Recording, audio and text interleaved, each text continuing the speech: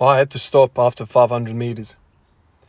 Couldn't keep going, man. I felt like my calves were going to rip off the damn bone. I felt like the Achilles was going to pop.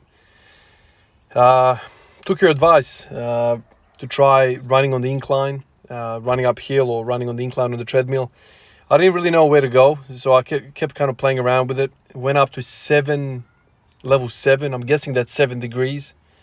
I don't really know how far it goes, the treadmill, but I stopped at 7 because I felt like that was a good angle to be on, a good degree. I don't know, what, where I should be, but I decided 7 was going to be it.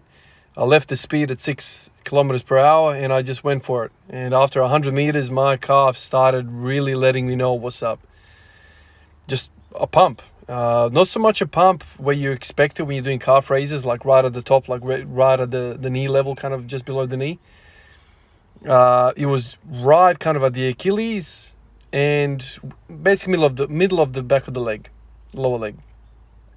I feel like that's where the tying between the Achilles complex and the calves, somewhere around there, really started getting tighter and tighter and tighter. Then I started feeling the fascia on the bottom of my feet. I don't know if you guys have ever had plantar fasciitis, which is like an inflammation of the fascia right below bottom of your feet, basically, right there. It's nasty, man. It's like this stinging, burning pain that's worse in the morning, and it kind of takes a little while for you to warm up, and then once you get going, you're all right. But all of these issues I used to have back in the day when I was doing a lot of running for basketball. There was one off season that I tried to really get my fitness up. I really had this goal of coming back into training camp or pre-season, the fittest. So I started running a lot. I started running like 10Ks a few times a week, doing sandpit runs and, doing sprints, all sorts of stuff I was doing. Ended up with shin splits and plantar fasciitis. Those are not fun things to do. So today I started feeling my fascia. I started feeling the back of the calves in that middle portion. So I stopped after 500 meters. Went over to the squat, and that was also very interesting. I was already exhausted. It's so interesting that a 500 meter freaking run could do that to you. But the calves were locked up, so I couldn't really squat properly. I felt like I was leaning over. Last few days I've been struggling with 160 on the front squat. But that's basically the effect of really tight calves. You end up being, think about squatting or front squatting with vertical shins. What does that look like? Not very good, right? You're supposed to be sending the knees into the next damn room to front squat properly. Here I am basically front squatting what it seemed to be vertical shins. So it wasn't a very good experience. Got to 160, taxed the living hell out of me. And then I started thinking to myself, okay, sat there for a little bit after that. I ended up hitting 100 kilos for a set of 10 as well. And then as I was kind of in that mindset of thinking about everything, I ended up doing some reverse lunges. Now, why did I do that? Well, there's a few things that started triggering my mind. The whole lunging thing was a spur of the moment decision as I was kind of thinking about it. Unilateral leg work is fantastic. Running is fantastic, partly because it's a unilateral exercise. Lots and lots of repetitions, bouncing on the balls of your feet is excellent. I've been having really good effects on that. Then I started the incline run, and I thought to myself, this is kind of like lunging, but like regressed all the way back. Really shallow range of motion, really shallow, incline. And I started feeling not only the calves, I definitely felt that, but I started feeling more of my glutes and my hamstrings. And so then I started doing a bunch of reverse lunges, and I started really, really feeling my glutes. Now, I don't know whether you guys have done lunges in the past, but there's a few other exercises that after a long break, few other exercises really tax the hell out of the glutes, like lunges. So this idea kept kind of circulating in my mind. Went home, showered, relaxed a little bit, and then I started messing around with step-ups. I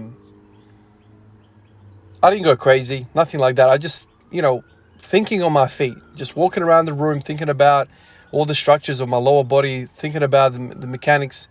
Right now, I'm like really impressed what running is doing. Really impressed how my body is feeling. My body's feeling incredible, right? And I'm not saying that just for the sake of selling you running.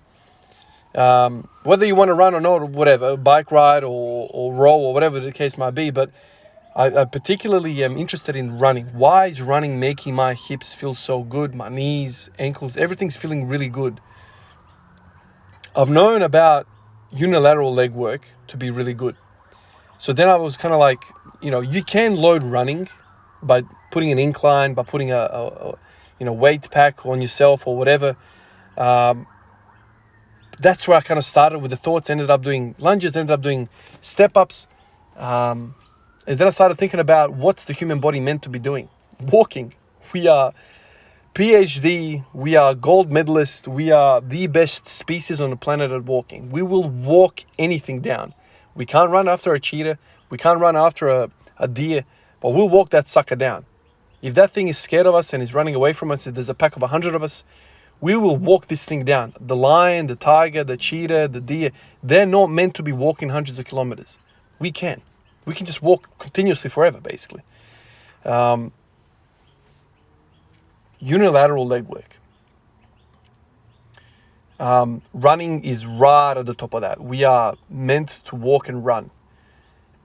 But how do I make that work for squatting, for my goals? And this is where I started thinking about, again, for the billionth time, about lunges, about step-ups, about things of that nature, because I have had flirting moments with these exercises, but now that I've met the granddaddy of them all, running, and that effect on me is incredible. Now I'm again being triggered to think about unilateral leg work, triggered to think about what's really going on here. This is how my mind works, man. The granddaddy of them all, I have no doubt, is running. Like I said, walking, running, that's great. Walking up a trail, really steep hills, that is great. It's not accessible for me. I mean, I could use the stepper that's at the gym. That also crossed my mind. But then I started thinking about, okay, what if I want to do it at home? Okay, well, I've got a chair. Why don't I do a chair? Well, I can do a reverse lunge. Well, I can do step on a chair. So this is where the idea started coming from. Again, I'm kind of fantasizing about unilateral leg work. Running is going to be a staple. That's, for me, my mind sold. I'll be running every single day. But instead of absolutely wrecking my calves with that incline, I started thinking about, okay, what if I can get that incline effect without smashing the calves? Because ideally what I want to do is squat really well.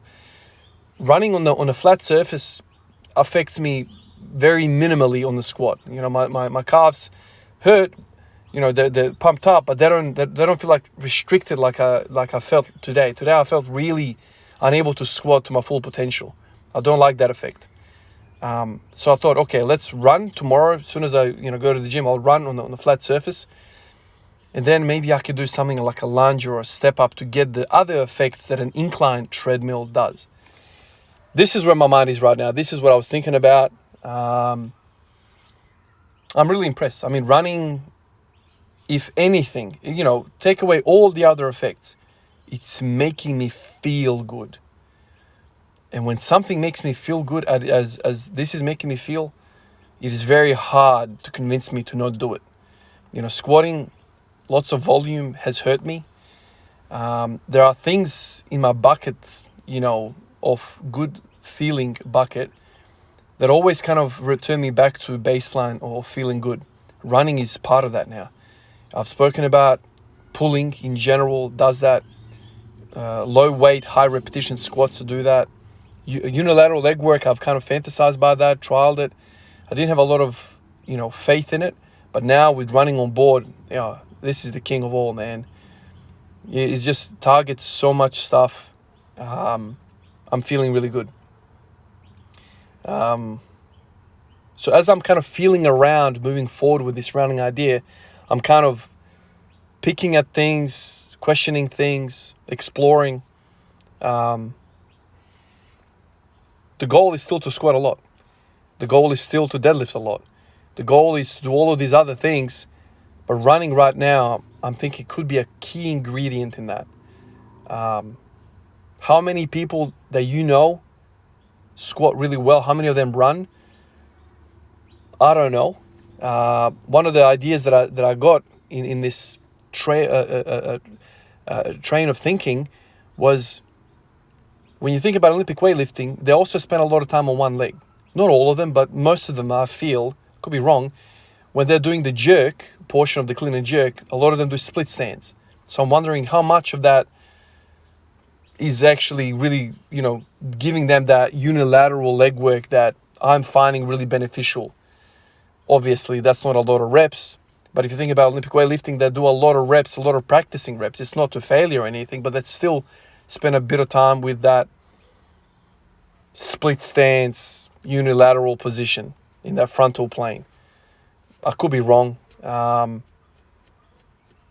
just find unilateral work to be really good. And if you take unilateral leg work, something that makes me feel good, and you take a lot of repetitions of unilateral leg work, what do we have? We have running. I